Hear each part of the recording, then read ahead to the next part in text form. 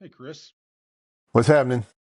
Yeah, welcome to the Signal to Noise podcast. So, Chris and myself, we had a pretty interesting discussion to have today. This just kind of popped up. And this is a very interesting discussion. We're going to try and keep this to about 20 minutes. So, we'll see if we're successful at it. But This is this this one, is one of those actual events that yeah, could also be a crystal ball yeah, of yeah, what is to come. 100%. What is to become. Yep. So anyway, Yeah. Go ahead. You want to kind of start us off about what it is? yeah. I mean, this thing is the OpenAI Hugging Face security incident. So get just a little bit of backtrack. There was Hugging Face had come out and said that there had been a security incident, but there wasn't a lot of details shared around it, if I recall That's correctly. correct. And then, some days later, OpenAI comes out and says, "Our bad, we did it accidentally." Like, and this thing is the perfect example of a frontier model when you don't do the things up front correctly, Yep. and it's going to go do its thing, and it went Yep. and did its thing incredibly well, Yes, yes. incredibly well. What Chris is talking about, OpenAI was testing a new frontier model, and especially one that is, they've been working on these models lately that are able to find exploits and vulnerabilities. We all know that, right? But this is the next one in the pipeline. I assume that's what this is, and they have an environment that they call ExploitGym.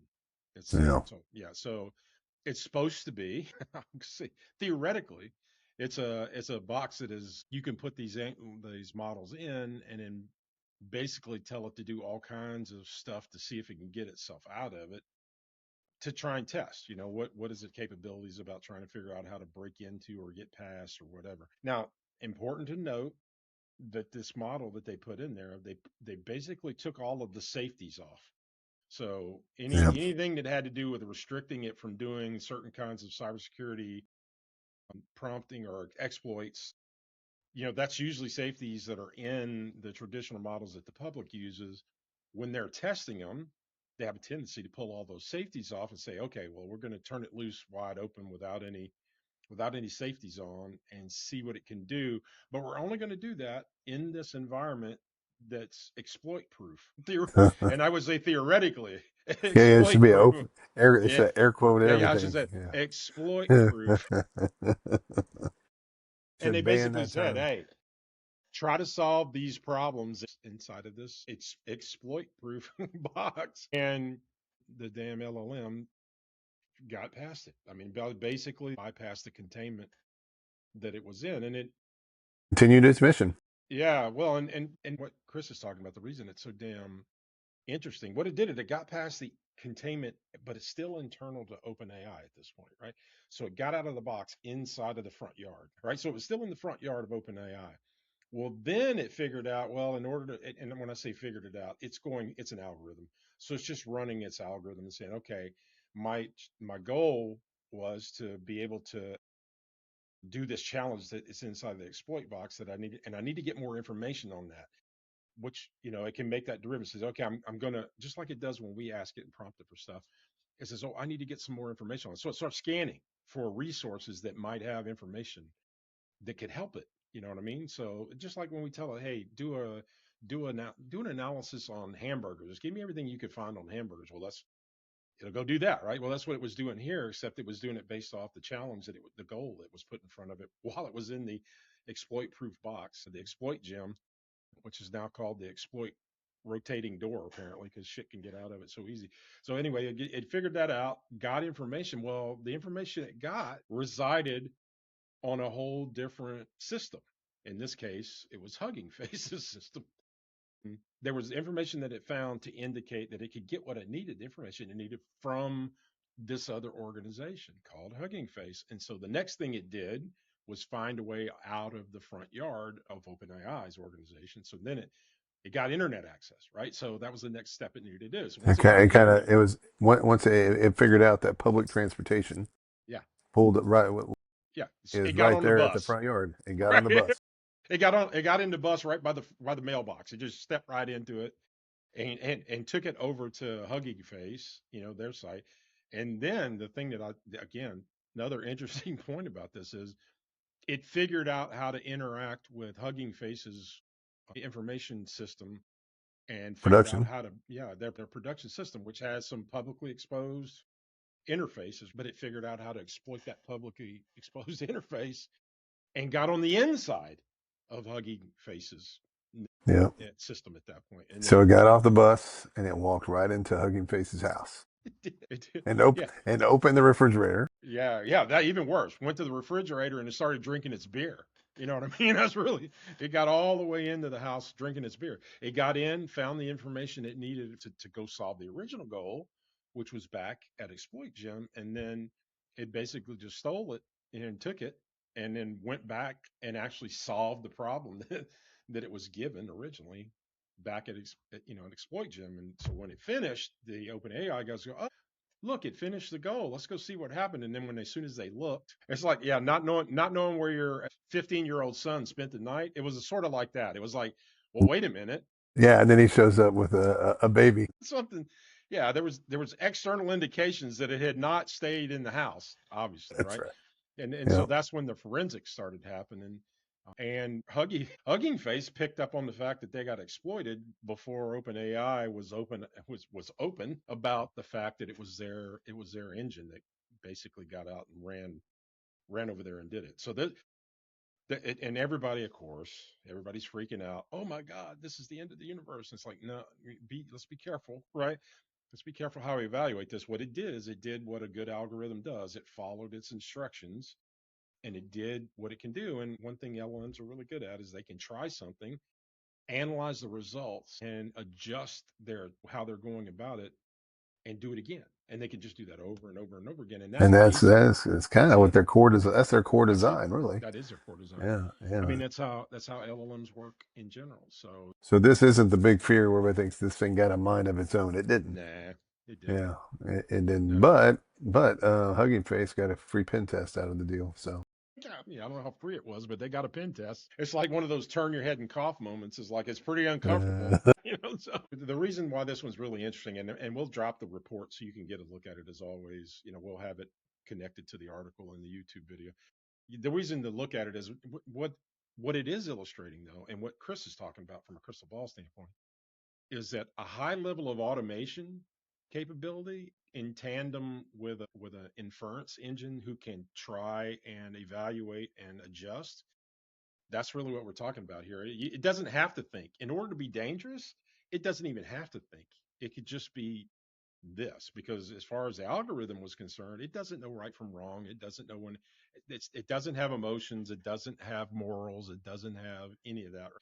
So when it does something, it's doing it because it's got an instruction, a goal that it needs to be trying to achieve, and it's got some automation capabilities and the ability to make these things work. So that's the thing that was really interesting about this. yeah, I'll tell you, and we'll get the link to you to this. This guy named Simon Willison wrote a paper on this, and then wrote a pretty decent blog post around that paper, but or around the article. But I'm just gonna quote verbatim what he said. He said, "One of the most infuriating details of this story is how Hugging Face, faced with an accidental and aggressive attack from one of OpenAI's models, were unable to then turn to OpenAI's models to help them fend off the attack. So here you have something attacking you, and it could not in turn use OpenAI to defend it. OpenAI would not allow it would not allow them to use it that way. The frontier Yeah, well, models we have. because the safeties were on. See, That's that's the right. reason Yeah. that happened when they were trying Yeah. to use that model to help protect themselves. But the safeties were on, and you couldn't ask questions about how an exploit like this might work from a cybersecurity standpoint because there are safeties on there to not let just any John Dick do that sort of thing, right? So, Yeah, no. And so that's what the frontier models we have access to are increasingly being constrained in how much they can help us protect our yeah, software, heavily influenced by the U.S. government's ongoing threat of export controls.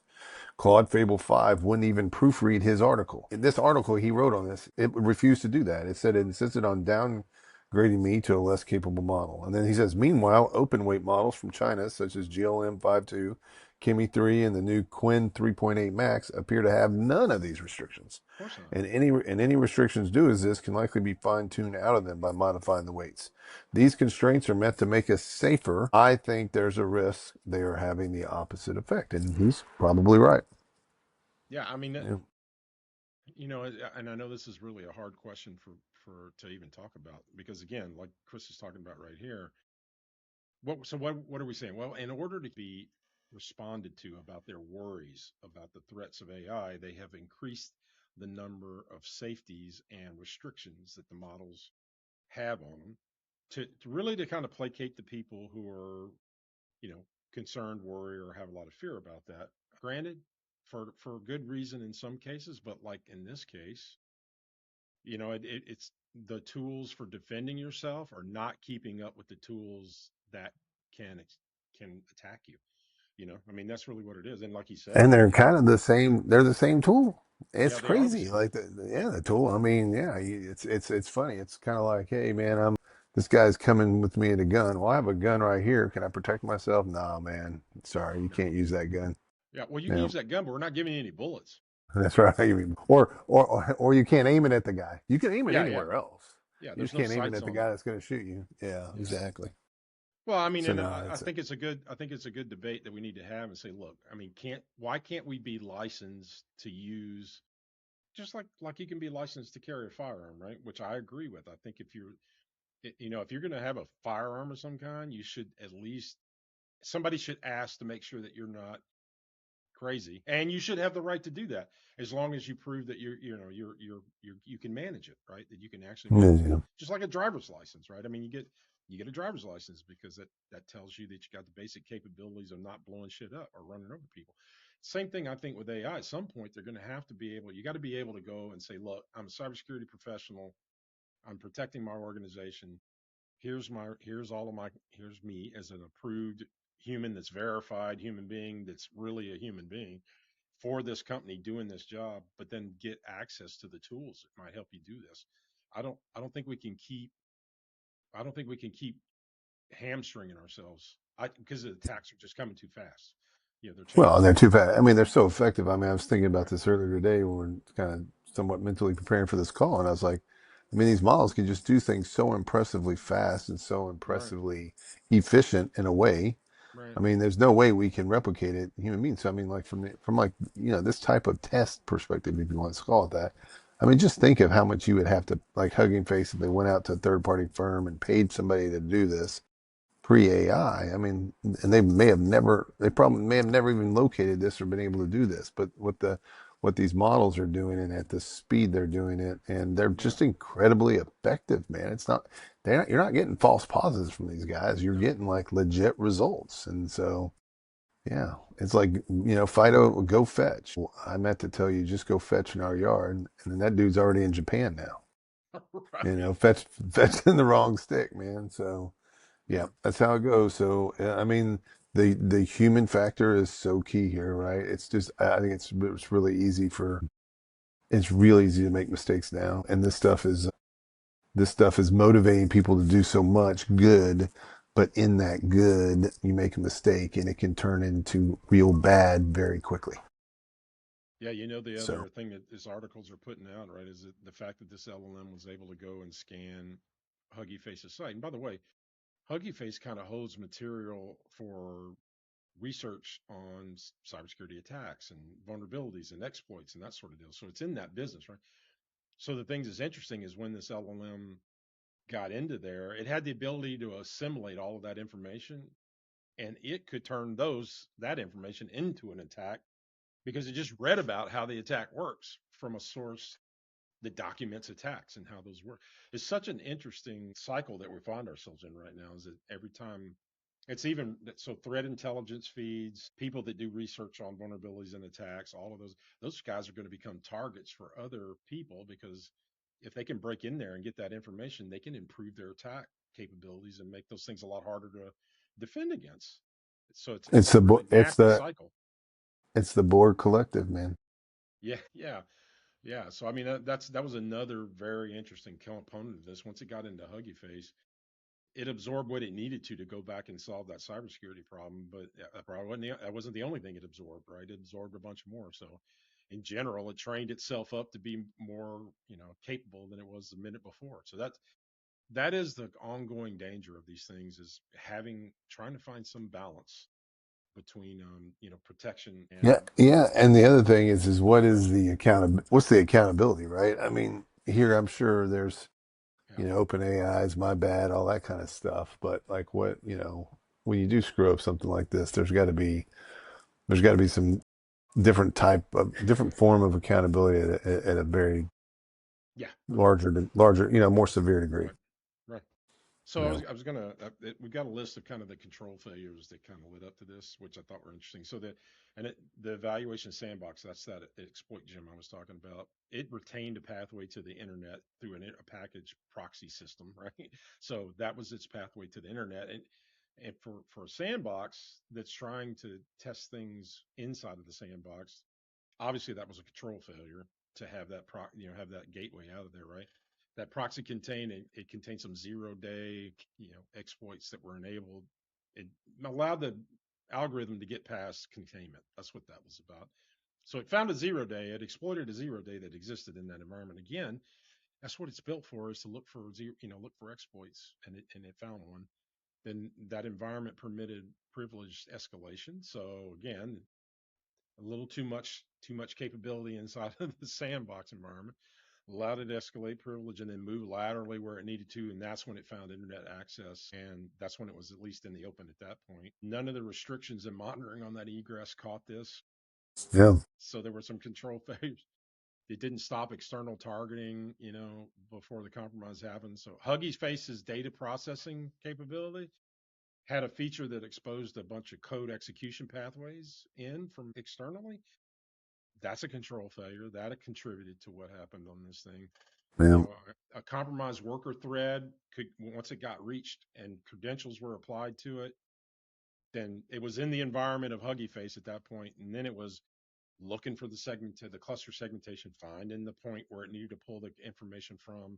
It figured out all of that. It figured out all the boundaries to make sure that it could get where it needed to go. It did all of that again autonomously using the algorithm that it had, and then all those commercial guardrails being disabled, that was other obviously a big control. Now they did that on purpose, and they felt like they were doing that in a free environment, but obviously they had, like we said, they had some control issues on that too. So I'm hoping they tighten their ass up.